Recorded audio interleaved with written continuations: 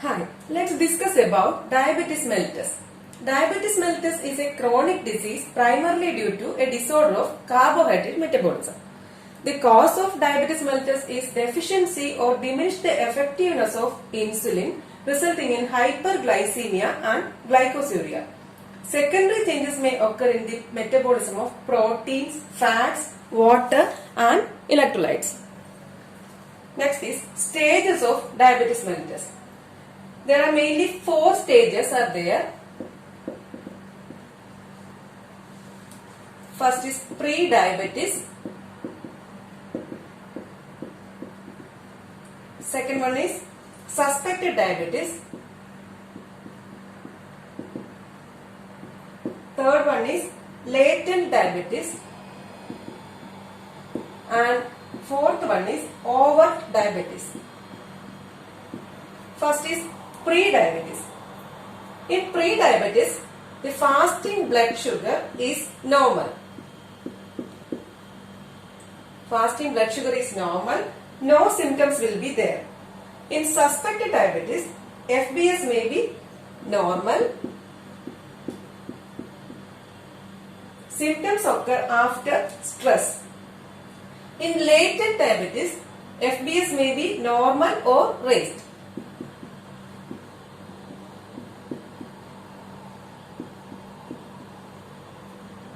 And symptoms are unusual. In overt diabetes, FBS usually raised and symptoms are usual. Next is clinical types and causes.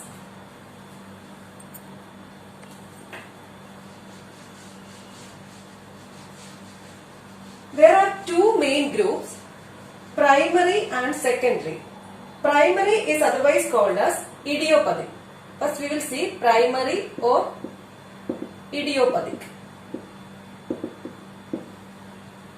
This is the major group of diabetes mellitus. Exact causes is not known. Metabolic defect is insufficient insulin, which may be absolute or relative. In this mainly two clinical types. First one is juvenile onset. Juvenile onset diabetes mellitus or type 1 or insulin dependent diabetes mellitus, IDDM. Second one is maturity onset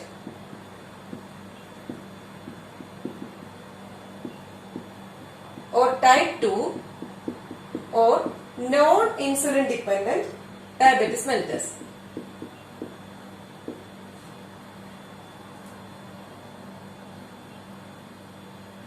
First we will see main differences between juvenile onset and maturity onset.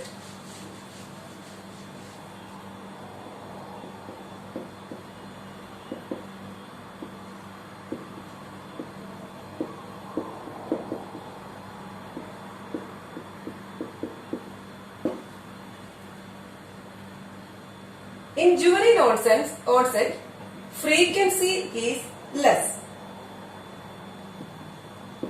And in the case of maturity onset, frequency is more. Second one, juvenile onset commences usually before 15 years of age. Before 15 years. And in the case of maturity onset, it occurs in middle-aged individuals.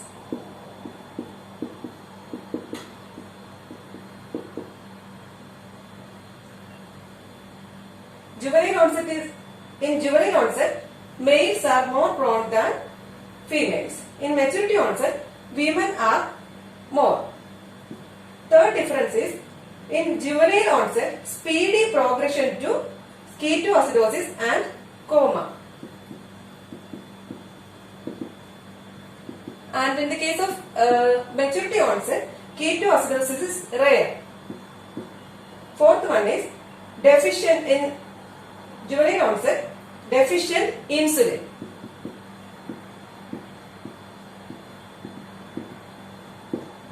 At first, juvenile diabetes produce more insulin than normal. But the beta cells soon become exhausted and patient becomes over diabetic with the atrophied beta cells and particularly no insulin. In the case of maturity onset, beta cells respond normally, relative deficiency of insulin which may be due to insulin antagonism. Next difference is, in juvenile onset, plasma insulin is almost absent. No insulin response is shown to glucose load. In the case of maturity onset, plasma insulin levels may be normal or even raised. In juvenile onset, insulin therapy is necessary for control of these cases. Insulin therapy. And in the case of maturity onset, oral hypoglycemic agents and dietary control are useful in treatment. Then heredity. In both types, heredity, familial tendency noted. Then autoimmunity. Insulin dependent diabetes mellitus, that is juvenile type, may be an autoimmune disorder. Certain viral infections may precipitate juvenile type. Then obesity. Majority of middle-aged maturity onset diabetics are obese. Then diet. Overeating and underactivity are also predisposing factors in elderly middle-aged maturity onset diabetes. Next type of diabetes is secondary. In primary, juvenile and maturity onset diabetes is there. Next is secondary diabetes mellitus. This is a minor group where it can be secondary to some diseases.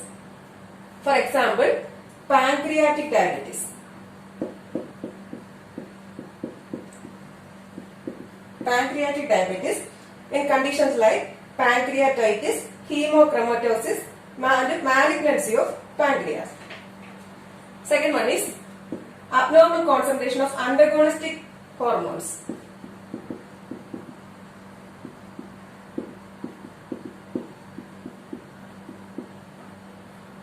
In conditions like hyperthyroidism, hypercorticism like Cushing's disease, hyperpituitarism like acromegaly, and increased glucagon activity. Third one is iatrogenic.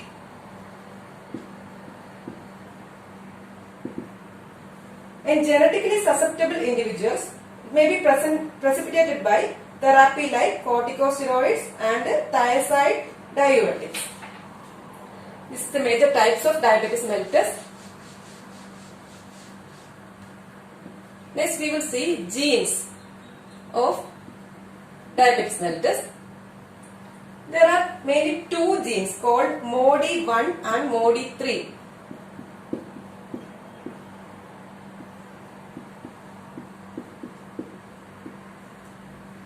Contribute to 2 to 5% of diabetes cases that are clearly inheritable. MODY3 gene located on chromosome 12. MODY3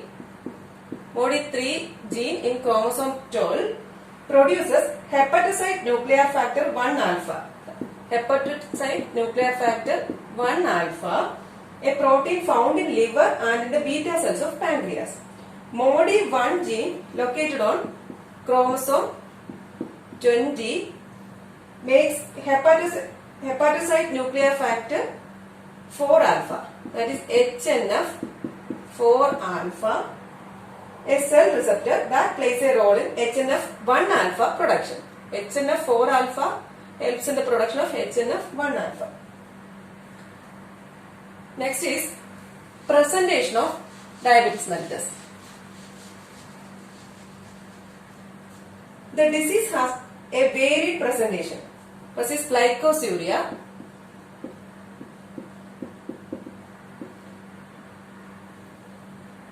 Glycosuria may be detected during routine examination of urine.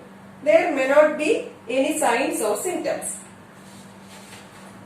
Some may present with all classical symptoms like thirst, polydipsia, polyuria, polyphagia, and loss of weight. Next is clinical features and biochemical correlations. Large amounts of glucose may be excreted in urine, usually 90 to 100 gram per day.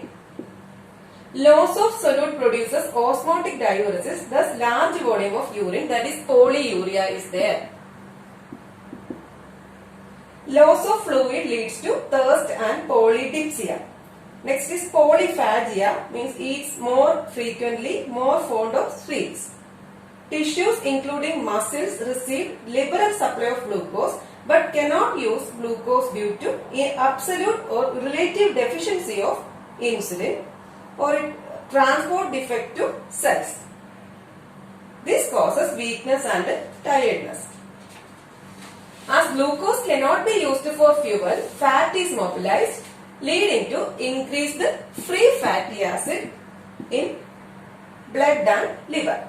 Increased acetyl-CoA is diverted for cholesterol synthesis, thus hypercholesterolemia is there and atherosclerosis.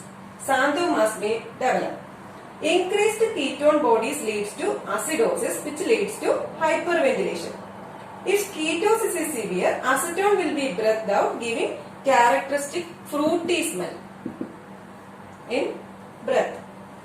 Due to ketosis, develops anorexia, nausea and vomiting. Continued loss of water and electrolytes increases dehydration. Ketoacidosis produces increasing drowsiness, leading to diabetic coma in untreated cases. There may be excessive breakdown of tissue proteins. Deaminated amino acids are catabolized to produce energy, which accounts for loss of weight. Next is metabolic changes in diabetes mellitus. First one is hyperglycemia.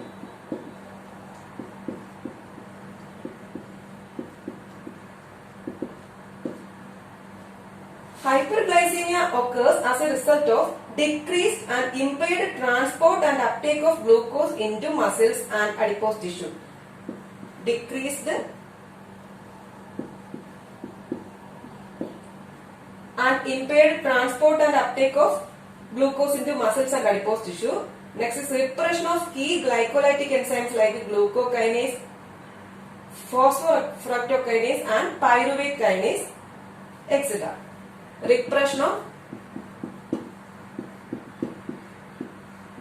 glycolytic enzymes. This also causes hyperglycemia. Next is depression of key gluconeogenic enzymes like pyruvate carboxylase, phosphoenol pyruvate carboxykinase, fructose biphosphatase and glucose-6-phosphatase. This will promote gluconeogenesis in liver. Gluconeogenesis. This will contribute to hyperglycemia. Next is elevated amino acid level in blood, particularly alanine, provides fuel for gluconeogenesis in liver. This also increases hyperglycemia. Next is protein synthesis.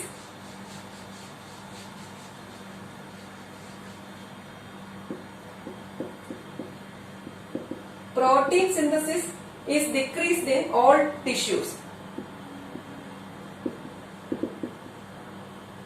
due to decreased production of ATP and absolute or relative deficiency of insulin.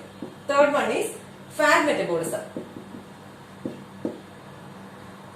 Decreased de novo synthesis of fatty acid and also triglyceride. Decreased fatty acid and triglyceride due to decrease in acetyl-CoA from carbohydrates, ATP, NADPH and alpha-glycerophosphate in all tissues. Stored lipids are hydrolyzed by increased lipolysis. Increased lipolysis,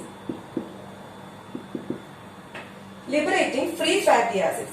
Increased free fatty acids interferes at several steps of carbohydrate phosphorylation in muscles, further contributing to hyperglycemia. Other effects of hyperglycemia: glycosylation of hemoglobin and formation of glycosylated hemoglobin, that is HbA1c. Next is non-enzymatic glycosylation of other proteins as plasma albumin. Collagenous tissues bring about thickening and morphological changes of vessel walls and also glomerular basement membrane thickening. Glycosylation of Lenz protein leads to diabetic cataract. Next is complications of diabetes mellitus.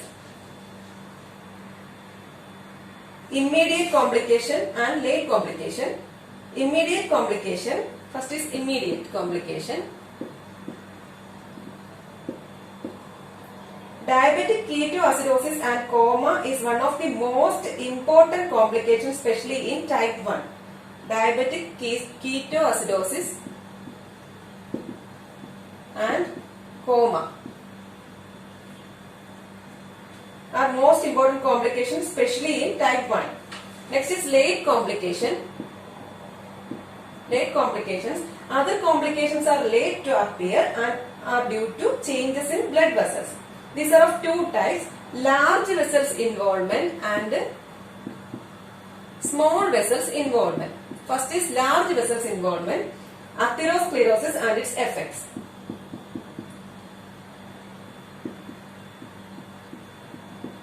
Involvement of coronary vessels can produce myocardial infarction. Involvement of cerebral vessels can produce stroke. That is about large vessels involvement. Next is small vessels involvement. In this, thickening of basement membrane and microvascular changes. Next is diabetic retinopathy.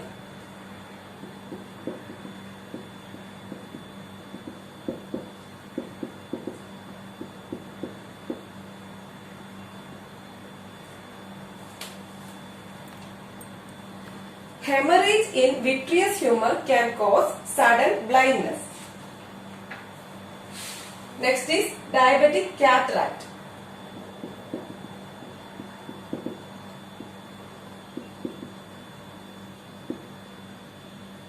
Diabetic cataract is due to non-enzymatic glycosylation of Lenz protein alpha crystalline. Alpha crystalline. And osmotic damage to Lenz protein due to accumulation of sorbitol. Next is diabetic nephropathy. Nephropathy. This is characterized by proteinuria, hypertension and edema. Proteinuria, hypertension and edema. And this triad, proteinuria, hypertension and edema, is called Kimmel-Steele-Wilson syndrome.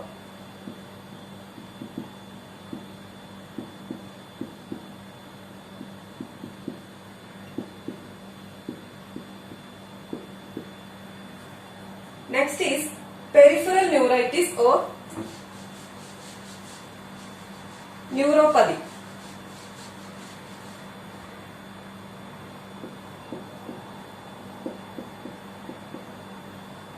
Peripheral neuritis or neuropathy manifested by loss of sensation and tingling. There may be weakness of muscles. Next is diabetic gangrene.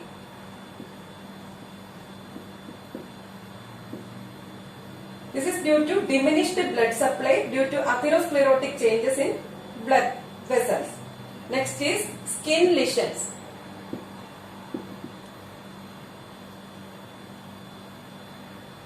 Mainly prone to infections, that is boils, ulcers and carbuncles. There may be necrosis of skin, necrobiosis diabeticum.